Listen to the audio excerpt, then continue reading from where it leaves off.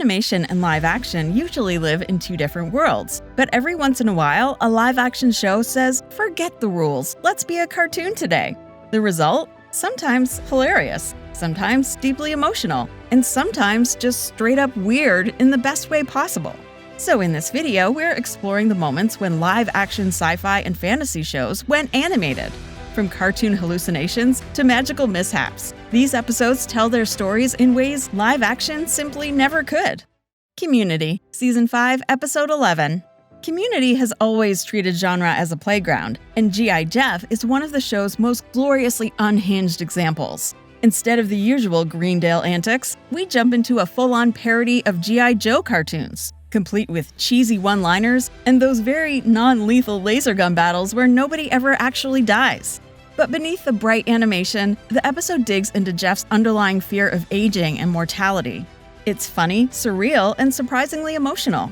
Community might not be a sci-fi or fantasy show by definition, but episodes like this prove it can bend reality with the best of them.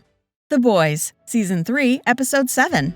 The Boys is known for gore, chaos, and satire, but in this episode, the show takes a break from live-action brutality for a bit to dive into the animated mindscape of Black Noir. After retreating into hiding, Noir is guided by his imaginary friends, who just so happen to be cheerful cartoon animal mascots. These cutesy characters reenact Noir's traumatic past, revealing deep emotional scars in the most unsettling way possible. It's the kind of tonal whiplash The Boys thrives on, innocence and violence living side by side. And The Boys spin-off Gen V uses this trick as well for Sam's character, especially in Season 1, Episode 5, where Sam's mental instability becomes a full-blown puppet massacre. The Sandman, Season 1, Episode 11. Netflix surprised fans when The Sandman quietly dropped a bonus episode, and it turned out to be one of the show's most memorable. The first half, Dream of a Thousand Cats, is fully animated and retells one of Neil Gaiman's most haunting short stories, a dream of a world where cats were once the dominant species. While the second half, Calliope, returns to live action to tell a grounded, tragic story about creativity, grief, and ownership. The contrast between animation and live action isn't just stylistic, it highlights the show's core theme, that dreams and reality constantly bleed into one another.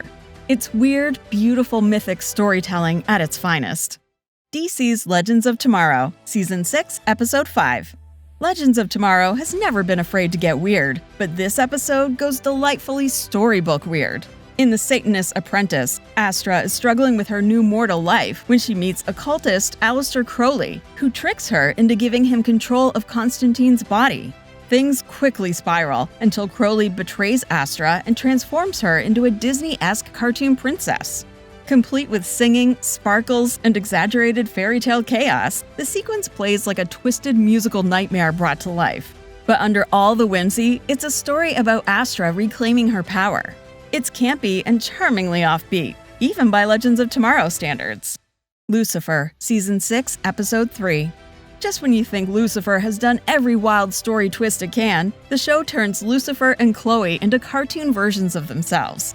In Yabba Dabba Doo Me, Lucifer and Chloe pop down to hell to help Jimmy Barnes, the man who shot Chloe in the pilot episode. But when they enter Jimmy's hell loop, they find themselves in a surreal cartoon world.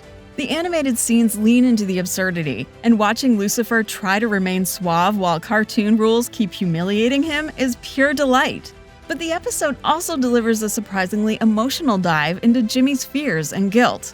It's silly, heartfelt, and proof the show could still surprise audiences in its final season. Doctor Who, Season 15, Episode 2. Doctor Who briefly turned live action into animation in Lux. In this episode, the 15th Doctor and his companion Belinda land in 1950s Miami, only to find an abandoned cinema where 15 people have mysteriously vanished. Inside, they meet Mr. Ring-a-Ding, a cartoon character possessed by Lux, the god of light.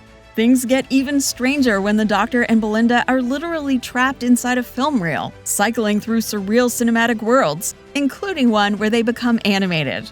It's stylish and utterly inventive, a perfect example of Doctor Who's ability to turn even a classic mystery setup into cosmic, reality-bending chaos. Doctor Who 2009 Animated Special. Before the 15th Doctor's animated moment, the 10th got his own, and it was pure retro sci-fi fun. In Dreamland, the 10th Doctor stops at a dusty Nevada diner and stumbles upon an alien artifact that sends him straight into a classic 50s conspiracy adventure. Soon, he's dodging military agents and uncovering an alien plot involving a captured alien named Rivesh Mantelex. The style is intentionally stylized and pulpy, and without the limits of physical sets, the episode goes big. It's not essential mythology, but it's a fun little animated detour that captures David Tennant's playful energy as the 10th Doctor perfectly. Fringe, Season 3, Episode 19. Leave it to Fringe to decide the best way to rescue someone's consciousness is to drop the characters into a shared LSD dreamscape and animate it. Walter and Peter travel into Olivia's mind, shifting from live action into comic book-style rotoscope animation that echoes the show's alternate reality themes. The animated style lets the episode depict psychological landscapes that would be impossible in live action. It's trippy, emotional, and visually bold in a way network sci-fi usually isn't. And the show briefly brought animation back in Season 5, Episode 9, during Walter's LSD hallucinations, proving Fringe was always willing to get weird in beautiful ways. Supernatural, Season 13, Episode 16. Yes, this actually happened. The Winchester brothers got sucked into a Scooby-Doo episode. And the wild part? It worked shockingly well.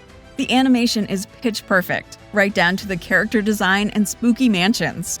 But because this is supernatural, the ghost in the mystery is actually real, forcing the Scooby Gang to confront the fact that their world is maybe not so harmless and goofy after all. The episode balances parody and love letter energy, poking fun at cartoon logic while also celebrating it. It's one of Supernatural's most joyful late series swings, proving that even after 13 seasons, the show still knew how to shock fans. Farscape, Season 3, Episode 16. Farscape has always been delightfully unhinged, but this episode went full Looney Tunes. After Dargo injures Crichton, Crichton's unconscious mind stages a cartoon revenge fantasy, complete with slapstick violence, exaggerated expressions, and visual gags. Meanwhile, the real-world stakes are deadly serious, creating a darkly funny contrast between life-or-death conflict and Roadrunner-style antics. The episode leans into animation not just for comedy, but to explore Crichton's psyche, his anger, trauma, and love for his found family. It's messy, creative, weird in the best way, and pure Farscape. Alright, your turn. Got another animated episode we should have included? Drop it in the comments. Check out TVShowPilot.com for more deep dives into the shows you love, and don't forget to subscribe to the TV Show Pilot channel so you don't miss our next trip into TV weirdness.